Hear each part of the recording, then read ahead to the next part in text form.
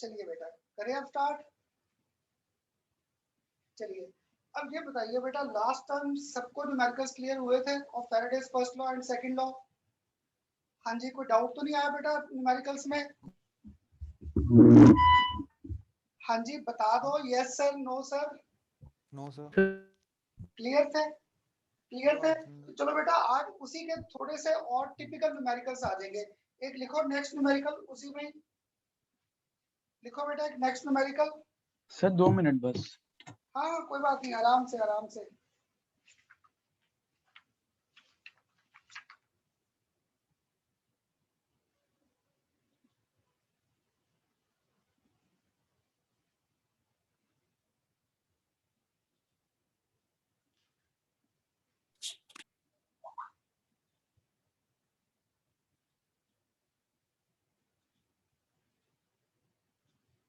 हाँ जी बेटा एक लिखो next, how much electricity in terms of Faraday, how much electricity in terms of Faraday is required to produce first case और एक ये सेकंड केस। फर्स्ट केस बेटा हमें दे रखा है 20 grams of calcium, 20 grams of calcium from molten calcium chloride, 20 grams of calcium from molten calcium chloride, और second 40 grams of aluminium, 40 grams of aluminium from molten aluminium oxide, याद है बेटा आपको शुरू से आदत डाली थी, जब भी ऐसे न्यूमेरिकल्स करने पहले आपको जो इलेक्ट्रोलाइट दिया है इसे तोड़ो। तो बेटा फर्स्ट केस में कैल्शियम क्लोराइड को अगर ब्रेक किया मुझे मिल गया कैल्शियम आयंस और साथ में क्या मिल गया Cl नेगेटिव। अब मेरे पास क्या है कैल्शियम प्लस, इसने क्या किया 2 इलेक्ट्रॉन्स को gain and we get formation of calcium. अब मुझे इसका न्यूमेरिकल करना नहीं आ रहा, आप ट्राई कराओगे मुझे क्या आंसर आना चाहिए फॉर 20 ग्राम्स ऑफ कैल्शियम? हाँ जी हाँ सर मैं करूं? हाँ बताओ मुझे, कोई आंसर बता दो क्या आएगा इसमें। 2 इलेक्ट्रॉन को सर 2 फैराडे बना देंगे हम। चलो गुड, ये कौन बोल कौन रहा है, मानिक या कौन? सर अक्षत। हाँ अक्षत गुड बेटा, यहाँ पे 2 फैराडे आ गया। सर देन सर फैराडे की 1 फैराडे की वैल्यू लिखेंगे दैट इज इक्वल टू 96500। बेटा पता क्या इस न्यूमेरिकल में देख मैंने पहली लाइन में दे दिया excuse me sir, terms of Faraday, that means इससे चाहे फैराडे में भी रहने तो कोई प्रॉब्लम नहीं है। ठीक सर 2 फैराडे सर कैल्शियम की जो एटॉमिक मास होता है उसके इक्वल कर देंगे 2 फैराडे। कैल्शियम का एटॉमिक मास हमारे पास क्या होता है बेटा 40, तो ये 40 फैराडे आंसर आएगा सर, हाँ जी फैराडे आंसर आएगा। यहाँ पे 20 ग्राम और यहाँ पर क्या क्वेश्चन मार्क आ गया, तो गुड हमें से एक ने तो आंसर भी बता दिया। तो दैट मींस अगर ये 40 ग्राम ऑफ कैल्शियम था तो वी रिक्वायर 2 फैराडे, और अगर ये 20 ग्राम है we require 2 faraday by 40 gram into क्या आ गया 20 ग्राम, तो घूम फिर के क्या आ गया 1 फैराडे। अब बेटा मींस क्लियर हो गए कल न्यूमेरिकल्स, इसलिए मैंने अभी आज एक आसान न्यूमेरिकल पकड़ा था कि आप सबको ध्यान में आ जाए। ये लास्ट में पढ़ा नहीं जा रहा, मैं रब कर देता हूँ, इससे ठहरो, इसे लास्ट में यहाँ से रब कर देता हूँ। तो इसमें हमारे पास क्या आ गया था, अगर ये 40 ग्राम है तो 2 फैराडे, अगर 20 ग्राम है तो 2 फैराडे बाय 40 इंटू 20, घूम फिर के आंसर क्या आ गया 1 फैराडे। ठीक बेटा क्लियर? अब तो अब इसके बाद इसका एक सेकंड पार्ट भी था, क्लियर? रब कर दूं इसे? हाँ जी बेटा रब कर दूं? Yes sir.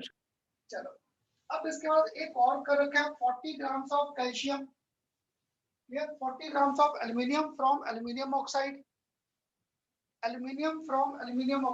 तो देखो बेटा इस बार जो हमारे पास इक्वेशन बनेगी इसे पहले आप ब्रेकअप करा दो मुझे, ये टूट कर क्या देगा?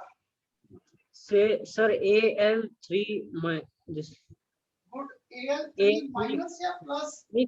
प्लस आ जाएगा। गुड, और O2 second minus, O2 minus aluminium क्या है इसके 2 और इसके मेरे पास क्या है थ्राइस, तो दैट मींस यहां पर एल्युमिनियम 3 प्लस, बेसिकली क्या किसमें कन्वर्ट हो रहा है एल्युमिनियम, तो नंबर ऑफ इलेक्ट्रॉन्स इन्वॉल्व 3 आ जाएंगे बेटा।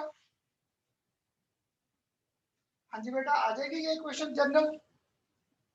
Yes sir. हाँ जी अगर ये आ गया तो यहाँ पर क्या था 3 फैराडे, एल्यूमिनियम का क्या था 27 ग्राम। इस बार यहाँ पर क्या दे रखा है 40, और इस बार मुझे यहाँ पर क्या फाइंड आउट करना है। क्लियर? अगर अब यहाँ पर फाइंड आउट करना है तो अब मेरे पास लॉजिकली 27 है तो वी आर हैविंग 3 फैराडे, अगर 40 है तो यहाँ पर हमारे पास क्लियर 40 में हमारे पास आ जाएगा 3 बाय 27 27 into 40. क्लियर, और ये घूम करके आ जाएगा 4.44 फैराडे। ठीक बेटा? हाँ जी, सबको क्लियर हुआ बेटा न्यूमेरिकल्स? Yes sir. ठीक, अभी भी बेटा देखो यहाँ तक मैंने सारे न्यूमेरिकल्स क्या किए थे सिंपल। अब जो 3-4 न्यूमेरिकल कर रहा था ना बेटा, इनमें से एक न्यूमेरिकल तो इस साल जेई के पेपर में आ रखा है, सेम का सेम न्यूमेरिकल। क्लियर? तो अब ये जो न्यूमेरिकल्स है ना, ये सीबीएसई में आएंगे रेयर, पर कंपटीशन तक ऐसे क्वेश्चन जरूर आते हैं, क्योंकि हमारा फर्स्ट चैप्टर कौन सा कर रखा है 11th में, मोल कंसेप्ट, तो उसके साथ न्यूमेरिकल्स को थोड़ा सा और रिलेट करेंगे।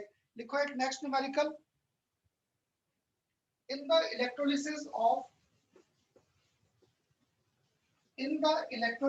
of acidulated water, in the electrolysis of acidulated means water में H2SO4 या कोई भी एसिड ऐड कर रखा है, तो acidulated water, it is desired to obtain hydrogen gas. Acidulated water, it is desired to obtain hydrogen gas at the rate of 1 cubic centimeter per second. 1 cubic centimeter per second at STP. Per second at STP. What should be the current pass through it? What should be the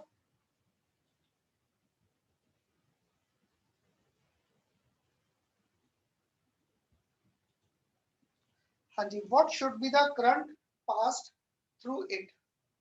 शुभा और मन्नत राखड़ा आज दोनों late आए class में, क्या हो गया दोनों को? मन्नत और शुभा लेट कैसे हो गए बेटा? हाँ जी, यस सर, लेट हो गई।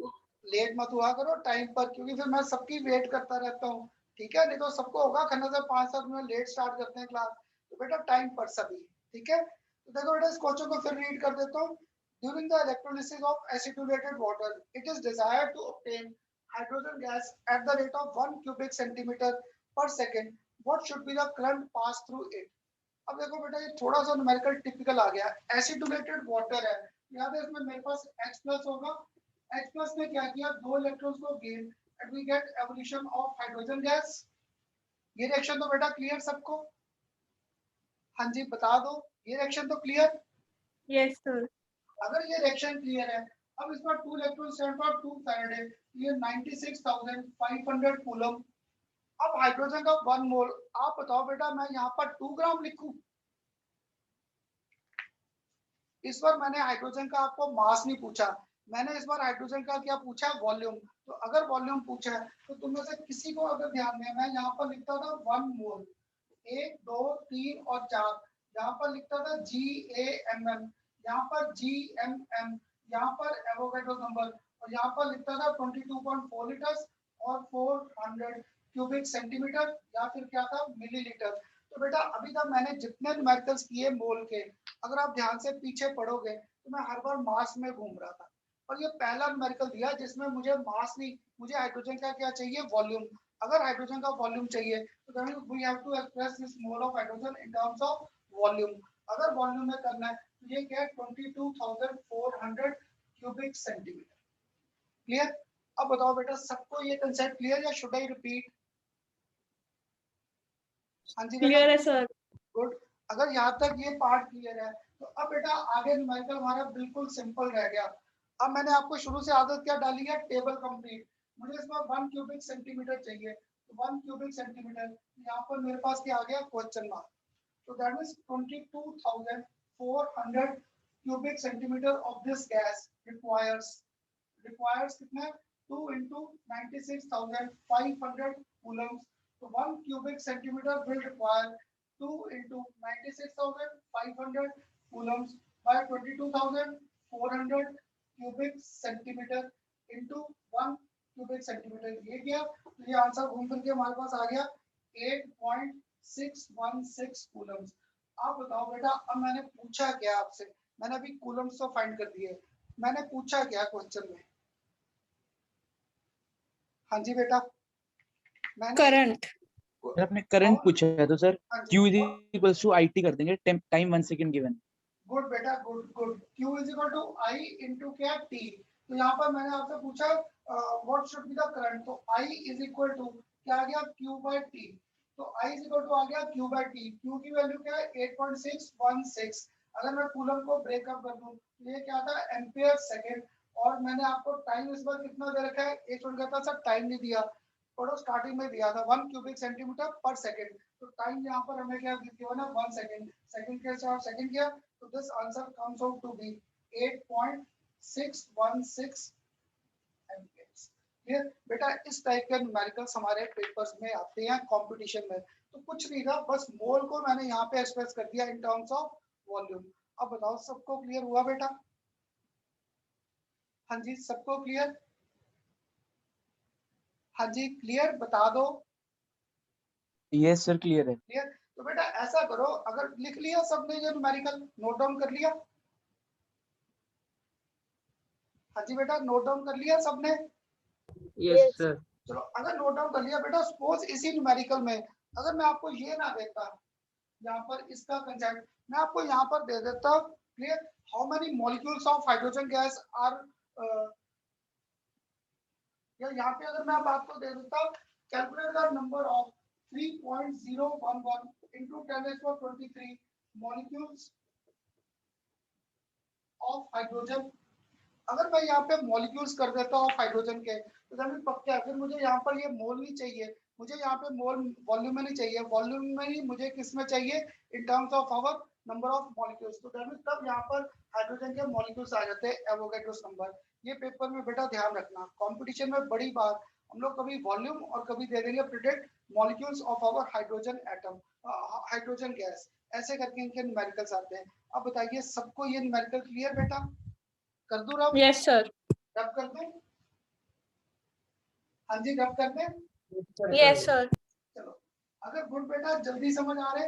अब बेटा जो नेक्स्ट टू न्यूमेरिकल्स है ना, इस साल हमारे जेई के पेपर में एक न्यूमेरिकल इन्हीं में से इस साल आया है। क्लियर, तो बेटा बस यहाँ पर होगा क्या, तुम लोग बताओगे वॉल्यूम ऑफ सिलेंडर क्या पढ़ रखा है आप लोगों ने? 11th में मुझसे भी किया था, और आप जहाँ पर भी थे या 10th क्लास में मेंसुरेशन में पक्का पढ़ा था। वॉल्यूम ऑफ सिलेंडर क्या होता है? Sir, pi square h into 1/3. Volume is equal to pi R square H. ये तो मैंने भी मान लिया बेटा, पाई आर स्क्वायर एच होता है। बताओगे इसमें पाई आर स्क्वायर क्या होता है बेसिकली? Sir, circle का area. सर्कल का एरिया था। बस बेटा हमारा न्यूमेरिकल इसी के साथ रिलेटेड है, नेक्स्ट न्यूमेरिकल उसमें volume is equal to pi R square H use में आएगा। और मुझे भी ना लगता है अब जेई में बेटा जब इस साल पेपर में न्यूमेरिकल्स आ गए तो तुम्हारे सीबीएसई में भी हम लोग थोड़ा सा टिपिकल न्यूमेरिकल डाल सकते हैं। तो गुड, अगर अब आप सबको ये कंसेप्ट क्लियर है, volume is equal to pi R square into H. Pi R square basically क्या होता है, सरफेस एरिया, हाइट क्या होता है थिकनेस के बेस पे। तो लिखो बेटा एक नेक्स्ट न्यूमेरिकल, एक नेक्स्ट न्यूमेरिकल लिखिए, silver is deposited, silver is deposited on metallic surface, silver is deposited on metallic surface of surface area, is deposited on metallic surface, is deposited on metallic vessel of surface area। इसका मैं surface area दे रखा है 800 square metre, sorry 800 centimetre square, surface area 800 centimetre square by passing 0.2 amperes current, by passing 0.2 ampere current for 3 hours, by passing 0.2 ampere current for 3 hours, calculate the thickness of silver deposited, calculate the thickness of silver deposited, given density of silver is given density of silver is 10.47 grams per cubic centimeter. Given density of silver is 10.4 grams per cubic centimeter. Clear? अब बेटा देखो यहाँ पर तुम्हें surface area दे रखा है, current दे रखा है 0.2 एम्पियर फॉर 3 आवर्स, डेंसिटी हमें गिवन है सिल्वर की दैट इज 10.47. आपको आ गया पेपर में predict thickness of the silver. तो याद है मैंने आपको शुरू से कहा था मुझे बुक का जैसे न्यूमेरिकल करना नहीं आता. सिल्वर है तो सिल्वर का कंसेप्ट पक्का ये है, silver plus this gains 1 electron and we get formation of silver. Clear? तो सिल्वर का एटॉमिक मास हमारे पास क्या था यहाँ पर, क्लियर, 108 ग्राम. पर तुम्हारी बुक्स में ना यहाँ पर एग्जैक्ट वैल्यू दे रखी है, इसकी एग्जैक्ट वैल्यू दे रखी है 107.92 ग्राम. ये 1 इलेक्ट्रॉन है तो 1 फैराडे मींस 96,500 कूलम्स. ये मुझे इस बार गिवन है. इस बार मुझे क्या थिकनेस फाइंड करना है. अगर थिकनेस फाइंड करना है तो वॉल्यूम इज इक्वल टू क्या था पाई आर स्क्वायर बाय एच. यहाँ पे मुझे पाई आर स्क्वायर बड़ा अच्छा दे रखा है, ये कंसेप्ट सरफेस एरिया. अब मुझे एच फाइंड करना तो क्या चाहिए वॉल्यूम. तो वॉल्यूम मुझे यहाँ था, वॉल्यूम हमारे पास क्या था डेंसिटी इनटू मास. गुड. तो डेंसिटी इज इक्वल टू क्या था मास पर यूनिट वॉल्यूम. तो volume is equal to mass by density. Density भी मुझे बड़ा अच्छा दिया, इसलिए न्यूमेरिकल में सबसे पहले क्या फाइंड कर रखा है मास ऑफ दिस. सबसे पहले मास फाइंड कर रखा है. देखो बेटा इसलिए ना कभी भी प्रदीप में कैसे न्यूमेरिकल किया या आपकी कंपटीशन की बुक में कैसे किया वो मत सोचो, तुम्हें जो चीज फाइंड करनी है उसे लिखो. Volume is equal to pi R square H. यहाँ पे पाई आर स्क्वायर बड़ा अच्छा दे रखा है. ठीक है ना, मुझे एच फाइंड करना है और वॉल्यूम दिया नहीं. वॉल्यूम दिया डेंसिटी. खन्ना सर सॉल्यूशन के न्यूमेरिकल करा रहे थे जहां पर मास और वॉल्यूम है दोनों को रिलेट कौन करता है डेंसिटी. तो density equal to mass per unit volume और volume is equal to mass by density. तो देखो बेटा अब मुझे ये न्यूमेरिकल करना, इस लॉजिक पे सॉल्व करना क्या हो गया आसान. कैसे? अब यहाँ पर मुझे ये कंसेप्ट तो नहीं दिया, मुझे ये कंसेप्ट दे रखा है 0.2 into 3 into 60 और साथ में एक और into 60 आएगा क्योंकि मुझे आवर्स को मिनट्स, मिनट्स को कहाँ लेकर जाना है सेकंड. और अगर आपने ये सारा फाइंड आउट कर दिया तो this comes out to be यहाँ पर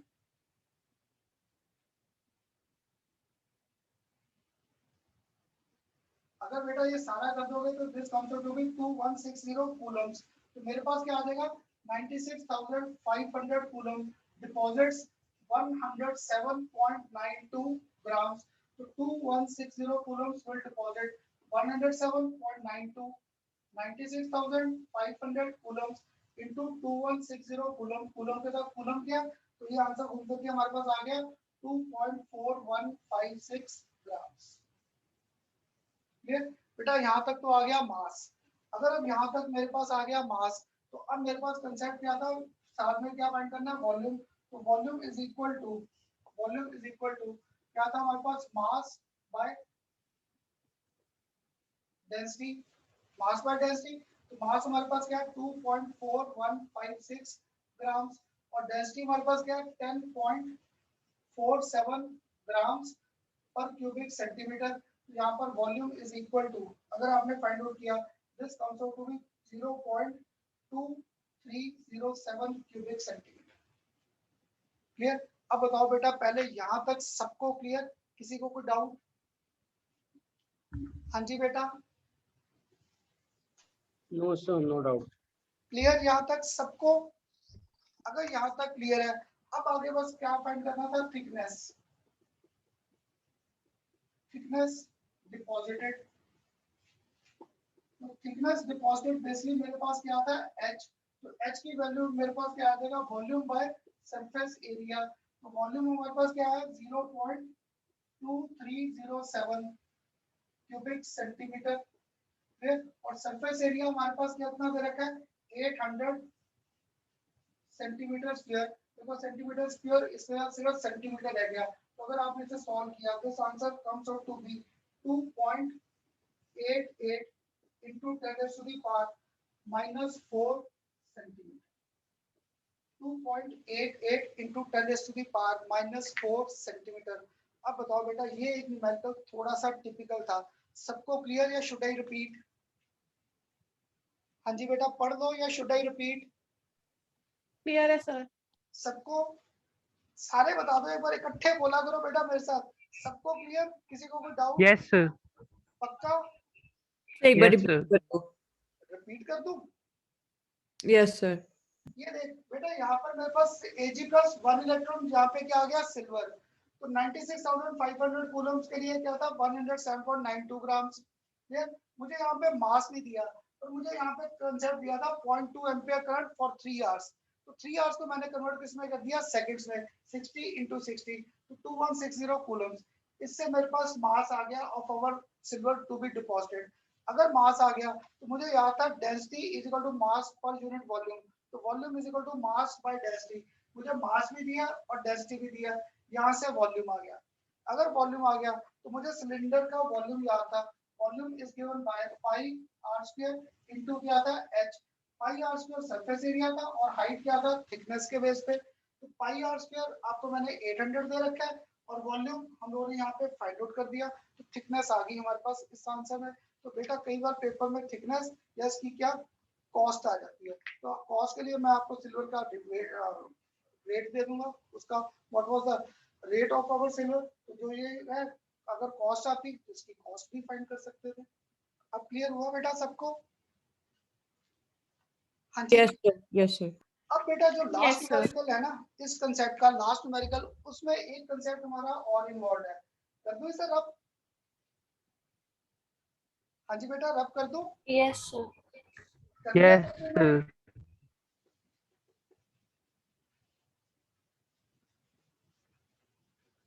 हाँ जी, आज सारे बोल नहीं रहे मेरे साथ। गौरव, आज गौरव समझ आ रहा है सबको? पूछ रहा हूँ बेटा, सिर्फ गौरव से यस नहीं, सर। सबसे। बेटा सारे ना मेरे साथ यस सर, नो सर कुछ बोलते रहा करो, ताकि मुझे लगे हाँ ये सारे मेरे पास ही बैठे हैं।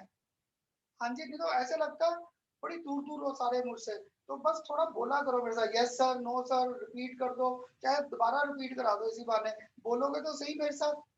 अब बेटा जो नेक्स्ट न्यूमेरिकल है ना, तुम लोग बताओ, जहां से करंट पास करते हैं तो कौन सा इफेक्ट, हीटिंग तो होती है ना? जहां से मर्जी हम लोग करंट पास करें, और कुछ है या नहीं, वहां से हीटिंग इफेक्ट तो मिलता ही है। अगर हीटिंग इफेक्ट मिल रहा है तो बेसिकली वहां पे करंट लॉस हो रहा है। मानते हैं इस चीज को? Yes, sir. है ना? तुम लोगों ने फिजिक्स में अगर नहीं किया तो तुम्हारे आएगा वहां पे, heating effect is given bye, मेरा ख्याल आई स्क्वायर आर टी करके कोई फॉर्मूला आता है कि कितना हीट लॉस हो रहा है, that is given by I square R. तो क्या था, जहां से करंट पास हो रहा है 100% एफिशिएंसी कभी भी नहीं है। हर बार हमारे पास जो करंट पास हो रहा है वो सारा नहीं जा रहा, उसमें से क्या हो रहा है, कुछ ना कुछ हमारे पास हीट लॉस है, that means efficiency of our process is less. तो बेटा एक सिंपल सा लॉजिक याद रखना। अब आपको इस न्यूमेरिकल में डाउट क्या आता है, खन्ना सर कौन सा चार्ज ऊपर लिखना है और कौन सा चार्ज नीचे लिखना है। तो बेटा मुझे भी एफिशिएंसी के न्यूमेरिकल्स में याद नहीं रहता है इनपुट बाय आउटपुट है या आउटपुट बाय इनपुट है। और मुझे एक लॉजिक क्लियर है, ये कभी भी एफिशिएंसी 100% नहीं है। कोई भी चीज हमारे पास आइडियल नहीं है, तो ये पक्का 100% से क्या नीचे ही है। तो अगर तुम लोग आंसर फाइंड कर रहे हो, तुम्हारी एफिशिएंसी आ रही है मोर देन 100%, मींस आपने गलत कर दिया। बस मुझे इसका और कुछ नहीं आता कि एफिशिएंसी इनपुट बाय आउटपुट है या आउटपुट बाय इनपुट है। पर अगर आपको होगा करना, अगर आपको नहीं पता तो हम लोग कैसे ध्यान रखेंगे, तो आप फिजिक्स में पक्का किया होगा कार्नट इंजन, तो वहां पे भी एफिशिएंसी फाइंड करते थे, याद है? उसकी यस एफिशिएंसी सर। अराउंड 47-48% ही आती है। तो बेटा मुझे हर बार बोलता था इनपुट बाय आउटपुट या आउटपुट बाय इनपुट। तो क्या था, अगर आपका एफिशिएंसी मोर देन 100 आ गया तो मींस गलत है, वो कभी आ ही नहीं सकता। तो पकड़ के दोनों चीजों को रिवर्स कर देना, बस सिंपल सा कंसेप्ट है। क्लियर? तो बेटा अभी तक जितने न्यूमेरिकल्स लिए मैं सबको क्या मान के चल रहा था, आइडियल सिस्टम। जितना करंट पास किया उसी के according to mole concept equal quantity was getting deposited. पर अब क्या था बेटा, हमारे पास एग्जैक्ट नहीं था। हो सकता है हमारे पास कोई ना कोई क्या लॉस में चीजें हो, क्योंकि जब मैं करंट पास कर रहा हूँ, when we are passing current, तो करंट पास करने से और कुछ है या नहीं, वहां पे हीट लॉस है। तो that means certain quantity of current is getting our decompose in the form of heat। थोड़ा सा करंट हमारा कन्वर्ट हो रहा है हीटिंग में। तो बेटा इसी लॉजिक पे ये नेक्स्ट न्यूमेरिकल है, और इस साल जेई के पेपर में ये न्यूमेरिकल इसी पैटर्न का एक आया है। देखो बेटा, इसमें ना बेटा देखो, मेरे लेक्चर्स जो होते हैं ना ये सारे प्लान्ड रहते हैं। अगर मैं अब आपको कहता कि मेरी 1 वीक में एक दिन क्लास है कंपटीशन की, तो बेटा वो एक दिन क्लास कंपटीशन में क्या होगा, मैं खुद भूल जाऊंगा कौन सा टॉपिक चल रहा है। तो मेरी आदत है मैं पढ़ाते हुए आपको साथ साथ क्लियर कर देता हूँ। ये सीबीएसई में क्वेश्चन आ रखे, ये क्वेश्चन आ रखे कंपटीशन में। तो ये जो नेक्स्ट क्वेश्चन है ये सीबीएसई में मैंने कभी नहीं पढ़ा, बट कंपटीशन में ऐसे क्वेश्चंस आ रखे हैं। देखिए next numerical, a current of 4 amperes, a current of 4 amperes was passed for 1.5 hours, was passed for 1.5 hours through a solution of copper sulfate, through a solution of copper sulfate when 3.2 grams of copper sulfate, or sorry, when 3.2 grams of copper gets deposited, when 3.2 grams of copper gets deposited, calculate current efficiency, calculate current efficiency, या यहाँ पे मैं क्या कर दूं, charge efficiency means one and same, चाहे current efficiency कर दूं चाहे चार्ज एफिशिएंसी। अब बेटा तुम में से अभी भी अगर कोई भूलता था तो खन्ना सर कहते थे पहले जो सोल्यूट इलेक्ट्रोलाइट दिया है इसको आइंस में तोड़ो, तो इसने आइंस में तोड़कर मुझे दिया ये। सेकंड क्या आ गया मेरे पास, कॉपर 2+, इसने क्या किया, 2 इलेक्ट्रॉन्स को gain and we get formation of copper. Clear, 2 था तो यहाँ पे पक्का है 2 × 96,500 कूलम्स। कॉपर का हमारे पास एटॉमिक मास क्या था, दैट वाज 63.5 ग्राम्स।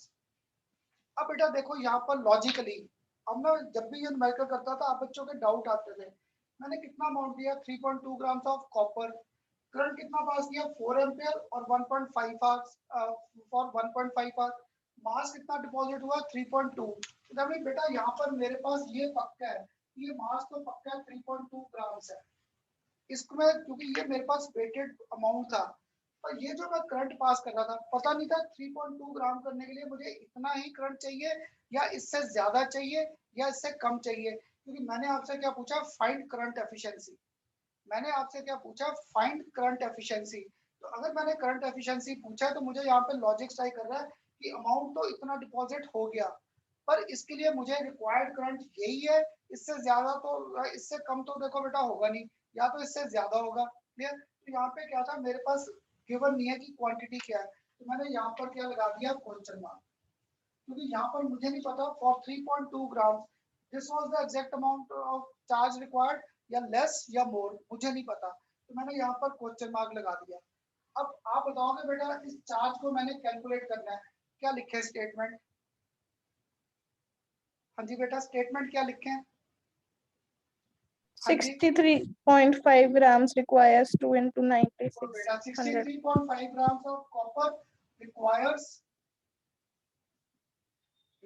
कितना था, 2 × 96,500 coulombs, तो 3.2 grams of this would require 2 × 96,500 coulomb by 63.5 grams into 3.2 gram, gram cut गए, तो यहाँ पे ये घूम करके हमारे पास आ गया यहाँ पर 9726 कूलम्स। क्लियर, ये आ गया हमारे पास 9726 कूलम्स। अब जो मैंने चार्ज पास किया, चार्ज यूज्ड, हम लोगों ने जो चार्ज यूज किया वो क्या किया 4 × 1.5, अगर ये 4 × 1.5 है तो पक्का है into 60 और into 60 करना पड़ेगा, आवर को मिनट्स, मिनट्स को सेकंड्स में, तो this comes out to be रफली 21600 कूलम्स। अब मुझे यहाँ पे क्या फाइंड करनी थी, करंट एफिशिएंसी।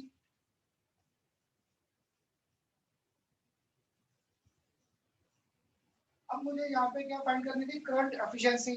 तो तुम में से ना एक ने मुझे कहा खन्ना सर करो 9726 कूलम्स, इसे divide by 21600 Coulomb's multiply by 100। ये कहता नहीं सर 21600 डिवाइड बाय 9726 इनटू करो 100। मैं किसकी बात मानूं बेटा, किसकी बात मानूं मैं, ऊपर कंसेप्ट ठीक लिखा है या नीचे, ऊपर कौन सा सर कंसेप्ट, ऊपर, क्योंकि नीचे वाला अगर मैं ठीक मानता, ये तो क्या आ रहा मोर देन 100, तो ये मोर देन 100 तो हो नहीं सकता, दैट मीन पक्का है मैंने यहाँ पर ये कंसेप्ट क्या लिखा है गलत। क्लियर? तो ऊपर वाला concept holds good and this comes out to be रफली 45%। अब बताओ बेटा ये लास्ट न्यूमेरिकल सबको क्लियर हुआ या किसी को डाउट है? बता दो मुझे। हाँ जी बेटा, हाँ जी सबको क्लियर?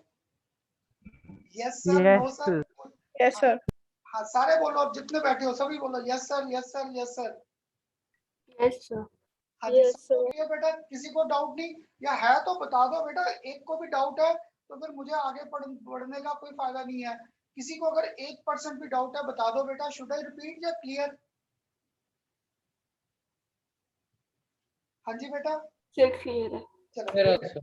चलो गुड, अगर यहाँ तक क्लियर है तो अब इसके बाद बेटा हम लोग अपना नया टॉपिक अब स्टार्ट कर सकते थे। कर दूं रब? और अब बेटा जो इस साल नए स्टूडेंट्स हैं मेरे साथ, अक्षत, गौरव, नैना, क्लियर, और साथ में दोनों मन्नत या कोई मनीष, अगर कोई रह गया नाम तो बेटा सॉरी, पढ़ाते हो मेरे दिमाग में सिर्फ लेक्चर रहता है। थोड़े से न्यूमेरिकल करने खन्ना सर के साथ आसान लग रहे हैं या नहीं? Yes, sir. आसान लग रहे हैं ना बेटा? हमारी सारी पढ़ाई आसान है, केमिस्ट्री सबसे आसान है। ये बस ऐसे हमें ना एक बार लॉजिक्स क्लियर होने लगे। इसे देखो बेटा, जब मैंने ये स्टार्ट किया मैंने सबसे पहले आपके साथ मोल कंसेप्ट के लॉजिक्स क्लियर किए। आफ्टर दैट उसके बाद हम लोगों ने क्वेश्चन सॉल्व करने शुरू किए। एक मिनट बेटा, सॉरी एक मिनट बस।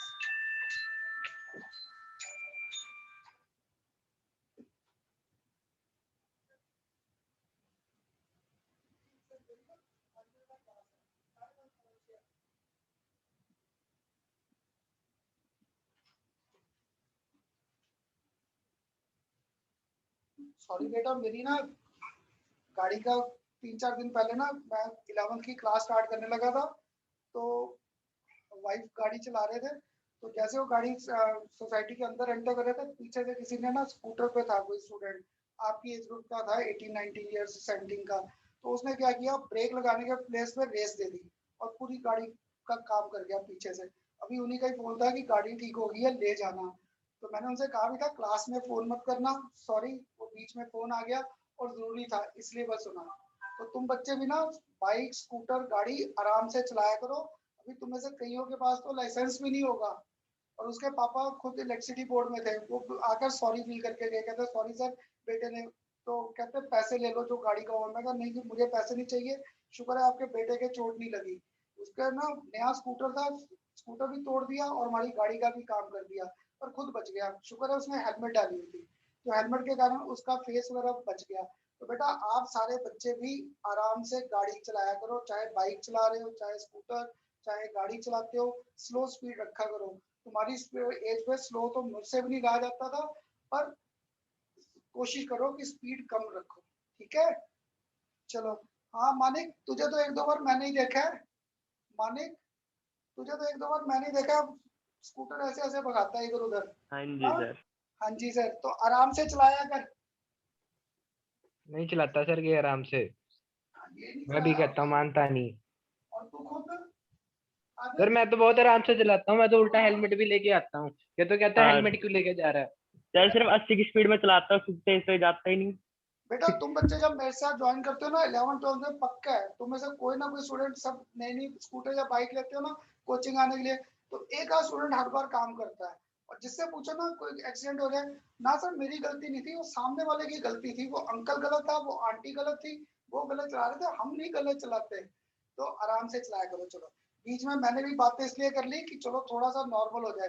तो अब देखो बेटा, अभी तक हम लोगों ने इलेक्ट्रोकेमिस्ट्री में स्टार्ट किया था विद आवर इलेक्ट्रोलाइटिक सेल। पहले लेक्चर में हम लोगों ने डिस्कस किया था reactions taking place at cathode and anode. उसके बाद हमारे पास आए थे Faraday's first law and second law. These are our quantitative aspects of our electrolysis. इसके बाद हमारे पास इन्हीं कंसेप्ट के आगे numericals.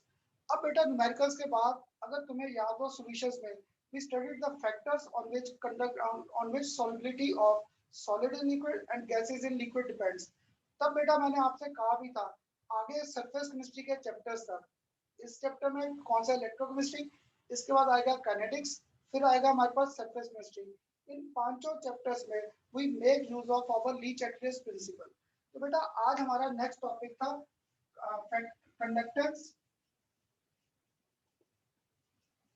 Conductance of electrolytic conductance of our electrolytic solutions.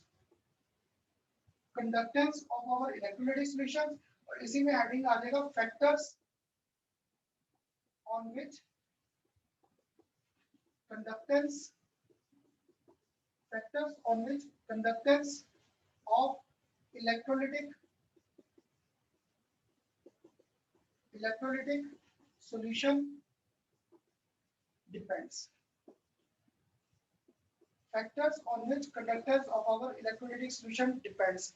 और बेटा आपको कहा था ना, अभी आप में से जिसने सॉल्यूशंस का टेस्ट दिया है, मैंने कभी क्वेश्चन नहीं डाला what are the factors on which this solubility depends. इनके रीजनिंग के क्वेश्चन आंसर्स आते हैं. तो बेटा मुझे भी ना ये टॉपिक स्टार्ट करने से पहले आपको सिंपल सी क्लियर, ये टॉपिक स्टार्ट करने से पहले क्लियर करना था what are the different types of हमारे पास कंडक्टर्स एंड इंसुलेटर्स, कि मेरे पास कंडक्टर्स और इंसुलेटर्स इनका कंसेप्ट क्या है. ये तो बेटा अगर याद हो कंडक्टर्स है which conduct electricity, insulator we do not allow electricity to pass through them. ये कंडक्टर्स और इंसुलेटर्स अगर आपको याद हो सॉलिड स्टेट में लास्ट टॉपिक था property electrical properties of our solid, वहां पे भी कंडक्टर्स और इंसुलेटर्स का कंसेप्ट किया था. तो बेटा यहाँ पर ना हमारे पास कंडक्टर्स बेसिकली टू टाइप्स के हैं. One is our metallic conductors, एक है हमारे पास मेटालिक कंडक्टर्स और एक है हमारे पास इलेक्ट्रोलिटिक कंडक्टर्स और एक है हमारे पास इलेक्ट्रोलिटिक कंडक्टर्स. बेटा आज शायद लेक्चर के एंड में जाकर मेटालिक और इलेक्ट्रोलिटिक कंडक्टर्स में डिफरेंस आ जाएगा.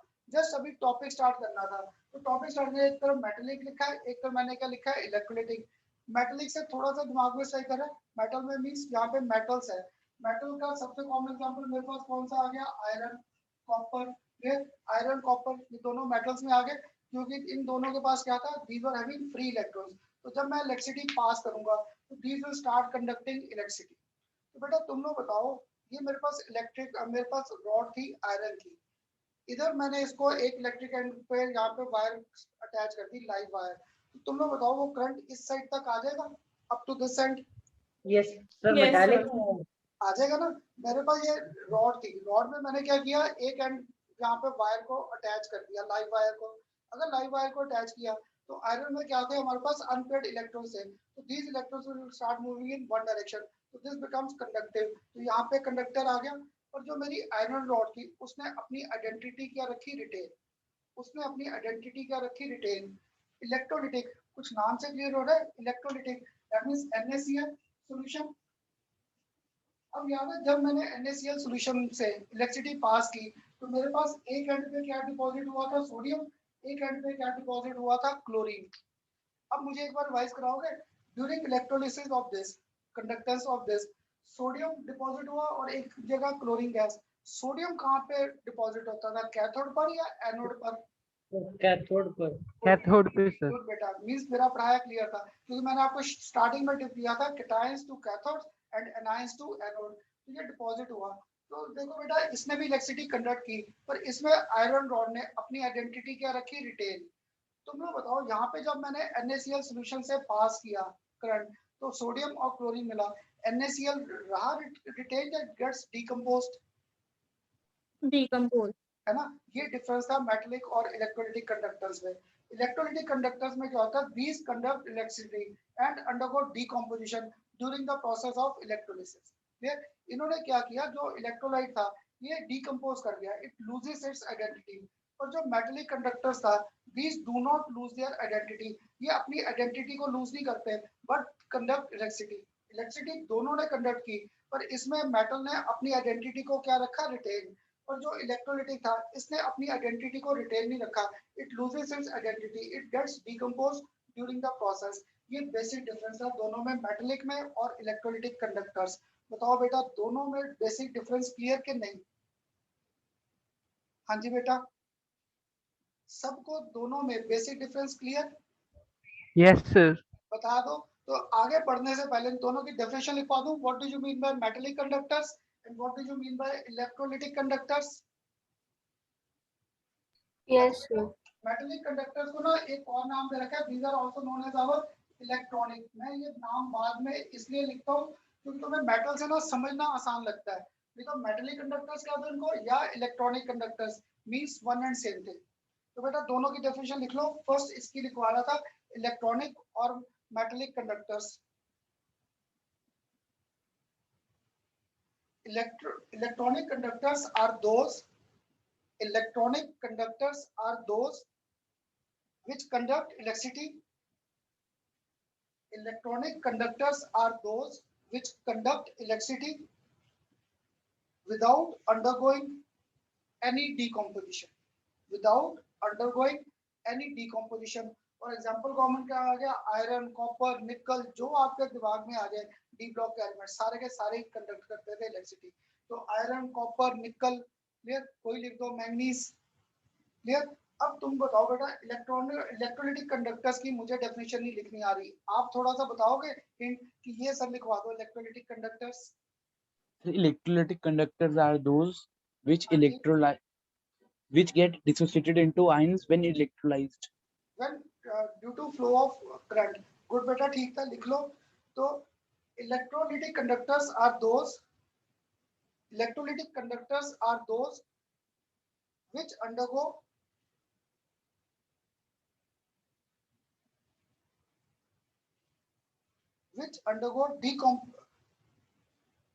undergo decomposition.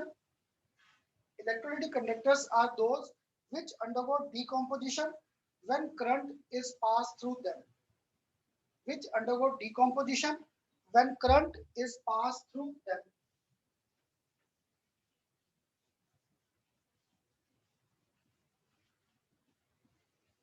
ठीक बेटा।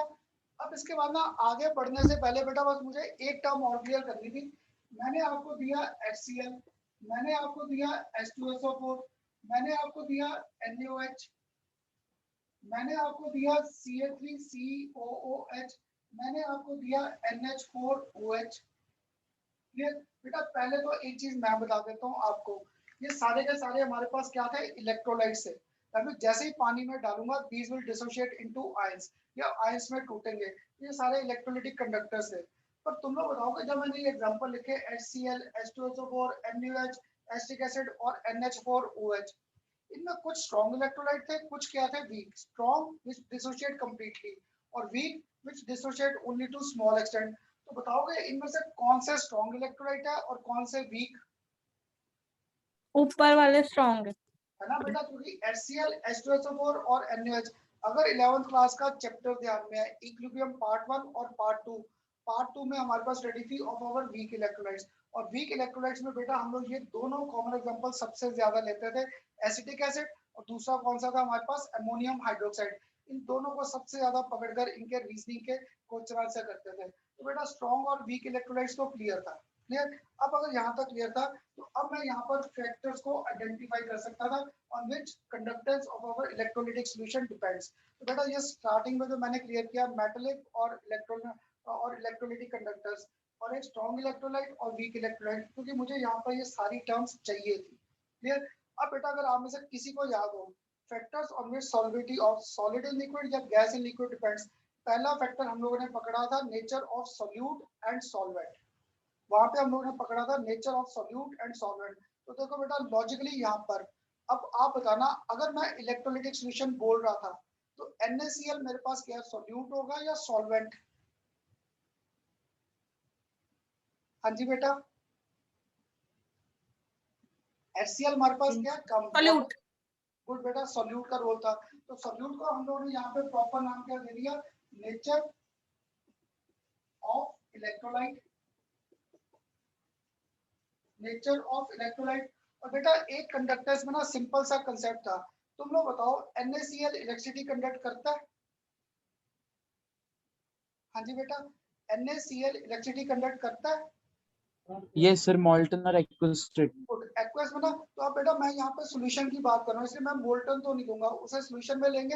अगर सॉल्यूशन में लेंगे तो देख NaCl पूरा आयंस में टूटा। तो बेटा कंडक्टेंस में बस एक कंसेप्ट है, जो मुझे आयंस देगा, more is the number of ion generated, more will be the conductance of our given solution. तो बेटा आज के लेक्चर का और रिमेनिंग पार्ट और जो नेक्स्ट लेक्चर है इन 1.5 लेक्चर में एक लॉजिक होल्ड करेगा, जितने ज्यादा आयंस है तो more will be the conductance of our given electrolytic solution. तो बेटा यहाँ से मुझे लिखते क्लियर हो रहा है नेचर ऑफ इलेक्ट्रोलाइट। अगर स्ट्रॉन्ग इलेक्ट्रोलाइट है HCl H2SO4 और हमारे पास थर्ड दिया है NaOH, अगर ये डिसोसिएट किया तो these are strong electrolytes, so conductance will be high. Acetic acid और अमोनियम हाइड्रोक्साइड क्या था, वीक इलेक्ट्रोलाइट, तो their conductance will be less. तो यहाँ पे नेचर ऑफ इलेक्ट्रोलाइट आ गया strong electrolytes. Strong electrolytes have strong electrolytes have greater conductance. Strong electrolytes have greater conductance. इसमें ये फैक्टर तो रेयर है, वो बेटा कभी पेपर में आए, क्योंकि ये जनरल सा कंसेप्ट था कि जो स्ट्रॉन्ग इलेक्ट्रोलाइट है वो आयंस मुझे क्या देगा, ज्यादा, तो उसकी कंडक्टेंस भी क्या हो जाएगी, ज्यादा। बेटा ये सेकंड पॉइंट यहाँ पे बड़ा इंपॉर्टेंट है, ये पेपर में सबसे ज्यादा रीजनिंग के क्वेश्चन आंसर्स आते हैं। ये था हमारे पास size of ions, size of ions and their solvation, size of ions and their solvation। तो देखो बेटा साइज ऑफ आयंस का कंसेप्ट क्या था, मैंने एक ये पॉजिटिव चार्ज लिया, एक मैंने यहाँ पर पॉजिटिव चार्ज लिया। अगर ये पॉजिटिव चार्ज था तो इसके आसपास हमारे पास क्या नेगेटिव चार्ज आ जाएगा। ऐसे ही अगर ये पॉजिटिव चार्ज था, इस बार मैंने दूसरा पॉजिटिव चार्ज क्या थोड़ा सा बड़ा दिखा दिया, क्लियर। तो ये यहाँ पे क्लियर नहीं हो रहा, तो मैं यहाँ पे ये सॉरी बेटा नोट डाउन कर लिया था सबने। Second point size of ions and their solvation, second point. तो बेटा एक और मैंने यहाँ पर साइज इस बार क्या कर दिया, बड़ा, तो यहाँ पर एक।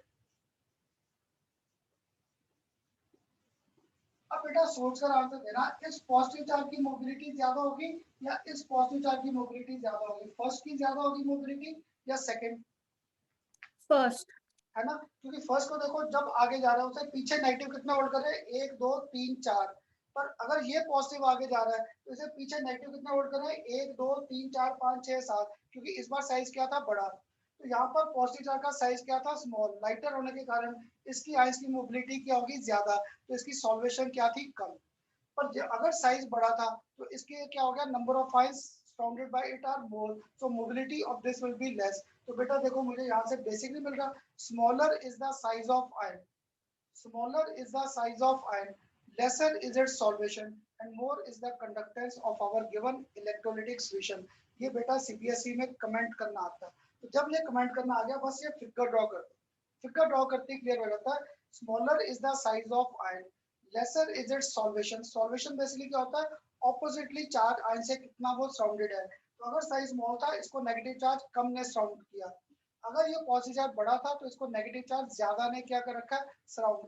तो पक्का है यहाँ पर इसकी मोबिलिटी ज्यादा, अगर मोबिलिटी ज्यादा है तो इसकी कंडक्टेंस भी क्या होगी, ज्यादा। अब बताओ बेटा सबको सेकंड पॉइंट क्लियर, मैं लिखवा दूंगा अभी, समझ आया सबको सेकंड पॉइंट के नहीं, Yes, sir. आ गया सर बट रिपीट कर दो, स्मॉलर इज द साइज वाला वो लिख लेते हैं। हाँ ये देख यहाँ पे फिर बोल देता हूँ, smaller is the size of ion, कि आयन का साइज जितना स्मॉल है उसके आसपास नेगेटिव चार्ज भी क्या होगा, कम। तो that mean mobility of this ion will be more. अगर कम है दैट मीन इसके पास अगर ऑपोजिट चार्ज कम है तो उसकी सॉल्वेशन क्या थी, कम है। ये NaCl जैसे 11th में नहीं करते थे, NaCl dissolved in water, NaCl dissolved in water, तो अगर मैं वाटर की क्वांटिटी बढ़ाता गया तो more will be it's solvation, clear. तो बेटा लिख लो इसका सिंपल सा point, smaller is the size of ion, smaller is the size of ion, lesser is the solvation, lesser is the solvation,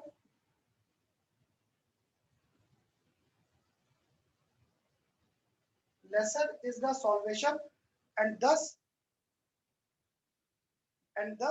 greater is the conductance, and thus greater is the conductance of given electrolytic solution, and thus greater is the conductance of given electrolytic solution। हाँ जी बेटा clear, हाँ जी 2 points clear. अगर 2 points clear है, Yes, sir. Third भी बेटा आपके paper में बढ़ गया, रीजनिंग आ रखी है, nature of solvent, nature of solvent and its viscosity, nature of solvent and its viscosity, clear। अब देखो बेटा यहाँ पे मेरे पास क्या था, इलेक्ट्रोलाइट्स थे, तो nature of solvent and it's electrolyte. तुम लोग बताओ मेरा जो सॉल्वेंट है उसे पोलर होना चाहिए नेचर में या it should be non polar, मुझे नहीं समझ आ रहा। मेरा सॉल्वेंट क्या होना चाहिए, पोलर या नॉन पोलर? हाँ जी बेटा, मेरा जो सॉल्वेंट है इसमें क्या होना चाहिए, पोलर नेचर में या non polar? Non non polar तो मुझे भी नहीं पता, मेरा भी पढ़ाई में बहुत बुरा हाल था। NaCl को Polar dissolve होना चाहिए। वाटर, NaCl को डिसॉल्व करना है बेंजीन में, किसमें सॉल्युबल होगा? हाँ जी बेटा, वाटर वाटर में ना। सर NaCl इलेक्ट्रोलाइट पोलर इसका सॉल्वेंट आंसर से दिया ज्यादा नहीं देते हैं। नॉन पोलर नहीं, क्या हो गया, पोलर। तो हमारा जो सॉल्वेंट है that should be polar in nature, क्योंकि छोटी क्लास से पढ़ा था लाइट डिसॉल्व्स लाइट। ठीक बेटा, हाँ जी, इसलिए सॉल्वेंट का कंसेप्ट तो clear, nature of solvent, solvent should be polar, more is the polarity more will be the conductance of our given electrolytic solution. Clear बेटा? हाँ जी, बोल दो yes sir, no sir. Yes, sir. हाँ जी, clear यहाँ तक? अगर बेटा सॉल्वेंट की नेचर तो क्लियर कर दी, अब तुम लोग सोचकर आंसर देना, मेरे पास एक बीकर में वाटर है, एक बीकर में मेरे पास हनी है, शहद, फिर एक बीकर में वाटर है और एक बीकर में क्या, हनी। मैंने दोनों के ऊपर रॉयल ब्लू इंक का ड्रॉप गिरा दिया, रॉयल ब्लू इंक का ड्रॉप गिरा दिया, तो बताओगे किसमें ब्लू कलर ज्यादा होगा? सर पानी। है ना, अगर पानी में था तो पानी की विस्कोसिटी क्या थी बेटा, कम, अगर उसकी विस्कोसिटी कम थी तो मोबिलिटी ऑफ आयंस क्या थी, ज्यादा, तो that means lesser is the viscosity more will be the conductance of our given electrolytic solution, क्योंकि अगर उसकी विस्कोसिटी कम है तो वहां पे आयंस को मूव करना क्या हो जाएगा, आसान, अगर आयंस की मूवमेंट आसान होगी तो conductance of our electrolytic solution will increase. इसलिए बेटा मैंने आज आपको सिंपल सा एक टिप दिया था कि आज का मेरा बाकी पोर्शन जो लेक्चर का था इसमें बस एक लॉजिक था, more is the number of ions, more will be the conductance of our given electrolytic solution। ये कंडक्टेंस का सबसे बड़ा बेसिक था। तो मेरा ख्याल अब ये पॉइंट सबको clear, more is the polarity, more will be the conductance of our given electrolytic solution, lesser is the viscosity, more will be the conductance of our electrolytic solution, क्योंकि अगर viscosity कम है तो वहाँ पे hindrance कम, तो mobility of ions will increase। अब बताओ बेटा ये थर्ड पॉइंट भी सबको क्लियर? सर सर एक विस्कोसिटी बार फिर समझाना। बेटा विस्कोसिटी का तो एक सिंपल सा एग्जांपल लेते हैं, मैंने एक बीकर में लिया वाटर, दूसरे बीकर में मैंने ली हनी, शहद, ठीक है, अब दोनों के ऊपर मैंने इंक का ड्रॉप डाल दिया, ब्लू इंक का ड्रॉप, तो क्या हुआ, जिसमें वाटर में था वो कलर सारा जल्दी से ब्लू हो गया, और जो हनी के ऊपर जब मैंने ब्लू ड्रॉप डाला था वो ब्लू ऊपर ही घूमता रह गया, वो नीचे तक गया ही नहीं। अगर वो नीचे तक गया ही नहीं दैट मीन वहां पे मोबिलिटी ऑफ आयंस क्या थी, कम थी, अगर मोबिलिटी ऑफ आयंस कम थी तो दैट मीन वहां पे क्या था, कंडक्टेंस कम, तो इसलिए बेसिक मिल गया, वाटर की विस्कोसिटी कम है और हनी में हमारे पास विस्कोसिटी क्या थी, ज्यादा, तो मोर is the viscous, lesser is the mobility of ions, so lesser is the conductance of our given electrolytic solution। Clear बेटा? हाँ जी क्लियर, बोल दो yes sir, no sir. Yes sir. चलो अब लिख लो इस पॉइंट को भी बेटा फिर। तो विस्कोसिटी का सर रियल मीनिंग क्या होता है, जैसे वो ये सर ढंग से फिजिक्स clear में नहीं नहीं पढ़ा, होता। विस्कोसिटी हमारे पास क्या था, सर पता है सर इसी वो के अंदर था। हाँ बेटा बट मैं बताता हूँ बट विस्कोसिटी, विस्कोसिटी क्या होता है, internal resistance two layers. Clear, जो जैसे बेटा मैंने फ्लोर पर एक वाटर गिरा दिया और एक मैंने क्या गिरा दी, हनी, तो हनी में क्या था, जो आपस में लेयर्स थी उनमें फोर्स अट्रैक्शन क्या था, स्ट्रॉन्ग। हम लोग बेटा यस सर। आगे हनी को करेंगे अल्कोहल्स में, उसमें 3 अल्कोहल थे, 3 OH बॉन्ड थे, तो उसमें हाइड्रोजन बॉन्डिंग क्या हो जाती है, स्ट्रॉन्ग, हाइड्रोजन बॉन्डिंग स्ट्रॉन्ग होने के कारण वहां पे इंटरनल रेजिस्टेंस आ जाती है। तो इंटरनल रेजिस्टेंस, विस्कोसिटी का सिंपल सा डेफिनेशन क्या था, internal resistance to our flow. Clear, कि इंटरनली वो लेयर्स क्या एक दूसरे को ड्रैग करती हैं पीछे, जैसे जब हम लोग बाइक चला रहे हैं, जब बाइक चला रहे तो मैंने हेलमेट डाल रखी थी, मैंने हेलमेट का क्या किया, वो जो ग्लास होता है उसे ऊपर कर दिया, अगर ऊपर कर दिया तो मेरी हेलमेट पीछे जा रही है, क्यों, क्योंकि जो एयर आ रही है उसमें क्या इंटरनल रेजिस्टेंस के कारण ड्रैग आ गया, प्रेशर ड्रॉप हो गया मेरे हेलमेट के ग्लास पे, तो हेलमेट ऊपर जा रही है, ऊपर जा रही है, और ये अगर हेलमेट को मैं नीचे कर दूं तो इंटरनल रेजिस्टेंस कम कर दी, तो क्या था, अब मेरी जो हेलमेट है वो मेरे सिर पर ही ऊपर ही है, अब वो पीछे ड्रैग नहीं हो रही, तो ये इंटरनल रेजिस्टेंस था टू फ्लो। ठीक, ये फिजिक्स में किया होगा, बर्नौलीज थ्योरम पता नहीं 11th में थी या 12th में, पिछले साल सर इतना ढंग से हो नहीं पाई थी ना है ना। चीजें। बर्नौलीज थ्योरम लास्ट ईयर थी तुम्हारे, वहां पे आता था। वहां पे क्या सर होता था, बर्नौली से एरोप्लेन नहीं है, एरोप्लेन के ऊपर अगर आइस गिर गई तो क्या होगा, एरिया बढ़ गया। अगर एरिया बढ़ गया तो उधर प्रेशर क्या हो जाता है, हमारे पास प्रेशर ड्रॉप हो जाता है, इसलिए एरोप्लेन के नीचे क्रैश होने के चांसेस ज्यादा हो जाते हैं। क्योंकि वहां पे क्या हुआ, अब वेलोसिटी, वहां पे एरिया बढ़ा तो वेलोसिटी भी बढ़ेगी, तो प्रेशर क्या हो जाता है हमारे पास कम, तो उसके कारण नीचे गिरने के चांसेस हो जाते हैं। तो वो सारा बर्नौलीज थ्योरम में था, इसलिए मैंने सोचा शायद विस्कोसिटी वहां पे, नहीं तो मुझसे विस्कोसिटी बस इंटरनल रेजिस्टेंस। तो वाटर और हनी में पक्का विस्कोसिटी ज्यादा है। अगर हनी में विस्कोसिटी ज्यादा है तो वहां पे mobility of our ions will decrease. अगर मोबिलिटी कम है तो कंडक्टेंस भी क्या हो जाएगी, कम। ठीक बेटा, यस सर। क्लियर। तो अब इस पॉइंट को भी लिख लो, more is the polarity of our solvent, more is the polarity of our solvent and lesser is its viscosity.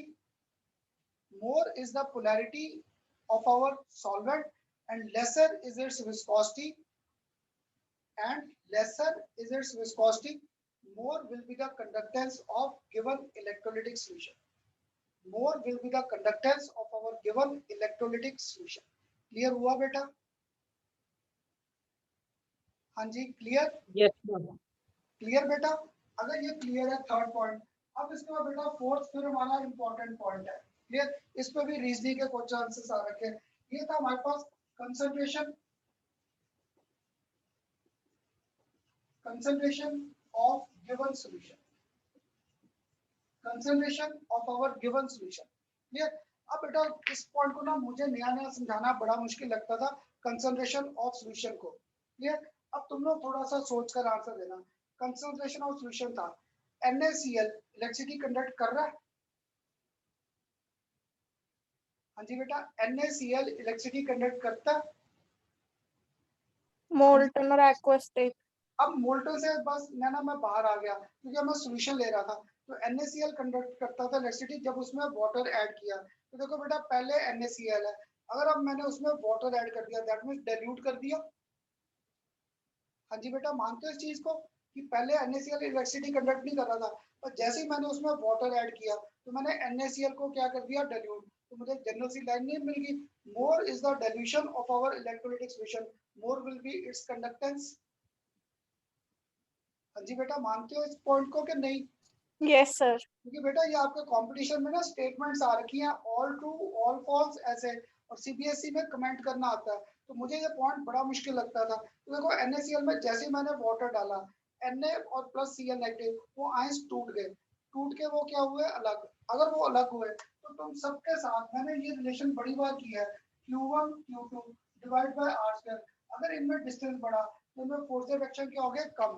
अगर इनमें फोर्स रिडक्शन कम हो गए तो mobility of these ions will increase, so conductance will increase. इसलिए general सी line आ गई, more is the dilution of our electrolytic solution, more will be the conductance of given electrolytic solution. क्यों? क्योंकि जैसे मैंने उसमें वाटर ऐड किया तो आयंस में टूट गया, तो फोर्सेस ऑफ रिडक्शन डिक्रीज। अगर उनके फोर्स ऑफ रिडक्शन कम हो गए तो कंडक्टेंस विल इंक्रीज। मानते हो बेटा इस पॉइंट को भी, कंसंट्रेशन ऑफ सॉल्यूशन? हाँ जी बेटा, मान गए सारे कि नहीं? Yes, sir.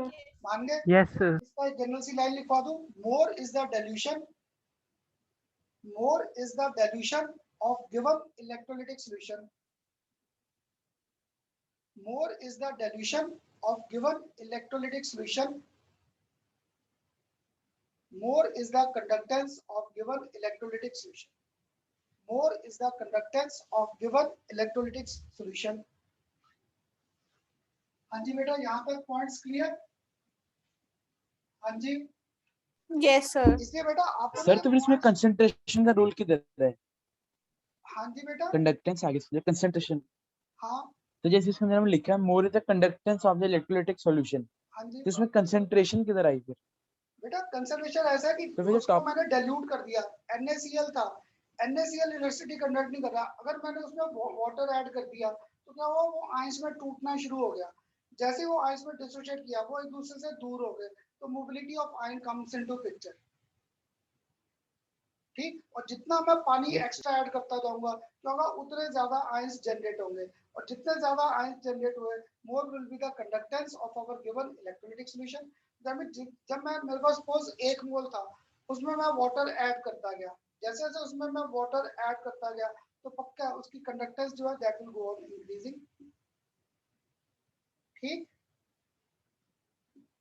हाँ जी बेटा, क्लियर? Yes, sir. क्लियर? तो अब इसके बाद लास्ट पॉइंट हमारा आ गया, कितने हो गए बेटा पॉइंट्स, मैं भूल गया पढ़ाते पढ़ाते, कितने हो गए, 4 5? Fifth है अब। अब बेटा ये लास्ट पॉइंट आ गया हमारे पास, that is effect of temperature, that is effect of temperature.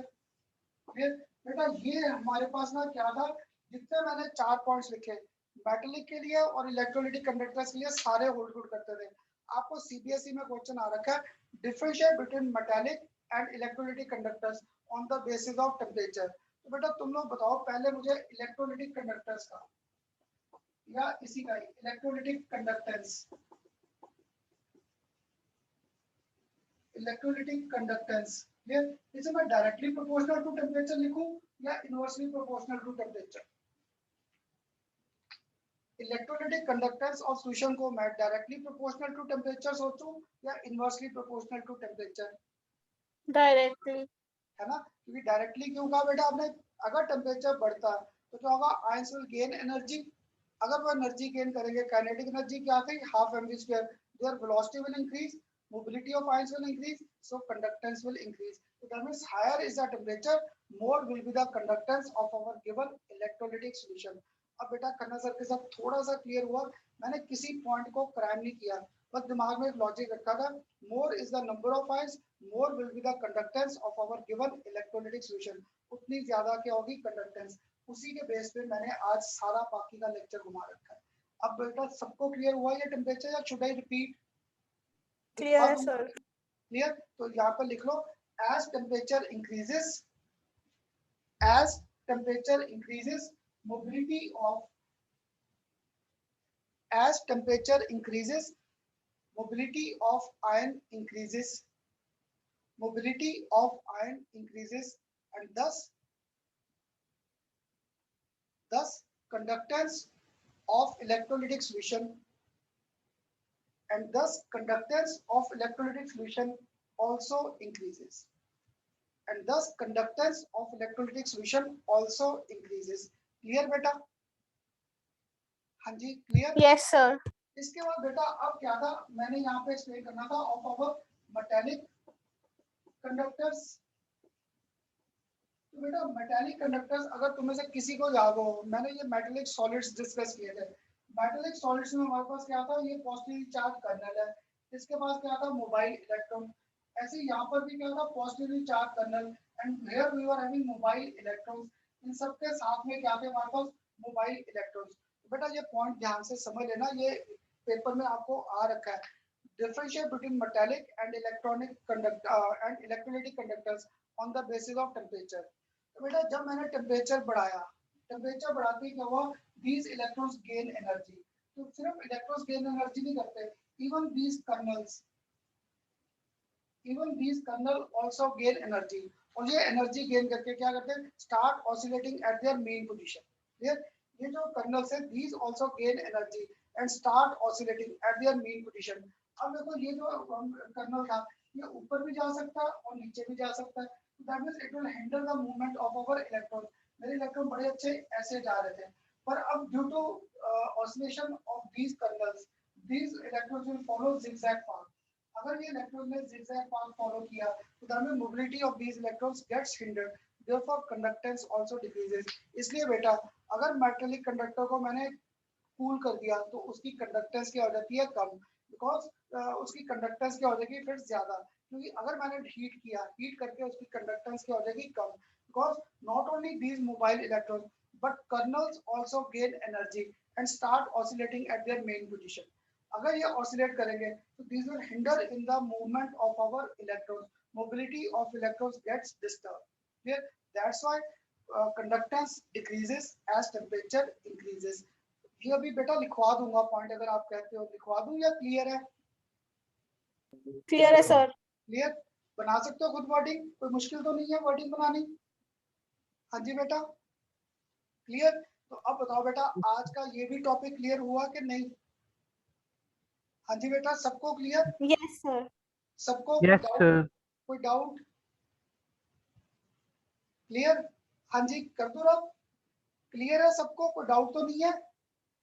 Clear है सर। बोल दो यस सर, नो सर। अब बेटा इसके बाद ना जो नया टॉपिक है वो अभी हम लोग स्टार्ट नहीं कर सकते, क्योंकि वो हमें सारा टॉपिक ना इकट्ठा करना पड़ेगा। तो देखो, इलेक्ट्रोलाइटिक कंडक्टर्स हमारा ना नेक्स्ट लेक्चर में खत्म हो जाएगा। उसके बाद इलेक्ट्रोकेमिकल सेल्स, याद है 11th में भी किए थे। तो 11th में हम लोग ने सिर्फ उसके किए थे क्वालिटेटिव कंसेप्ट, उसके न्यूमेरिकल्स नहीं किए थे। हमारे 12th क्लास में उसके न्यूमेरिकल्स भी है। और बेटा जस्ट एक इंट्रोडक्शन दे रहा था नेक्स्ट लेक्चर के साथ। नेक्स्ट लेक्चर में मैंने आपको 5 डेफिनेशंस करानी है, और वो पांचों डेफिनेशंस क्या आपस में रिलेटेड है, और उनके फिर साथ में हमारे पास क्या आएंगे, न्यूमेरिकल्स। तो नेक्स्ट टाइम बेटा हमारे पास ये टर्म्स आएंगी, what do you mean by resistance, what do you mean by resistance, second what do you mean by conductance, conductance, third आएगा what do you mean by resistivity, what do you mean by resistivity, एक आएगा what do you mean by this conductivity, conductivity, इसे एक और नाम दे रखा है स्पेसिफिक, स्पेसिफिक कंडक्टेंस, इसे एक और नाम दे दिया स्पेसिफिक कंडक्टेंस और कंडक्टिविटी। और आखिर में सबसे इंपॉर्टेंट आएगा मोलर कंडक्टिविटी, मोलर कंडक्टिविटी। तो बेटा नेक्स्ट क्लास में ना हमारे पास रेजिस्टेंस, कंडक्टेंस, रेजिस्टिविटी, कंडक्टिविटी, इसे एक और नाम दे दिया स्पेसिफिक कंडक्टेंस, और एक आएगा मोलर कंडक्टिविटी। इन सारी टर्म्स को बेटा आपस में रिलेट करेंगे और इनके न्यूमेरिकल्स के कंसेप्ट है। रेजिस्टेंस को हम लोग रिप्रेजेंट छोटी क्लास से करते थे, याद है, बाय आर। जब मैं पढ़ता था ना, कंडक्टेंस को बेटा रिप्रेजेंट करते थे सी के साथ। इसलिए अगर तुम्हारे साथ 4 या 5 साल पुरानी बुक है, वहां पर भी सी के साथ था। पर लास्ट 3 या 4 ईयर से कंडक्टेंस को हम लोग ने नया सिंबल दे दिया, दैट इज आवर जी। इसे रिप्रेजेंट करेंगे बाय जी। रेजिस्टिविटी को रिप्रेजेंट करते हैं बाय रो। क्लियर? कंडक्टर्स, कंडक्टिविटी को ना रिप्रेजेंट करेंगे, देखो मैं सिंबल बना रहा था, ये मैंने पहले के बना दिया, के बनाकर अब इसको थोड़ा सा फोल्ड कर दिया inside, this was known as our kappa. इसको हम लोगों ने नाम दे रखा है कापा, के A double P A. Molar conductivity को रिप्रेजेंट करते हैं बाय इन्वर्टेड बी और साथ में क्या गया एम, कोई इसको डेल्टा बोल देता है, तो molar conductivity by delta M. तो बेटा नेक्स्ट रिलेशन में क्या होगा, how R and G are related, how rho and kappa are related, and how delta M is related to these terms.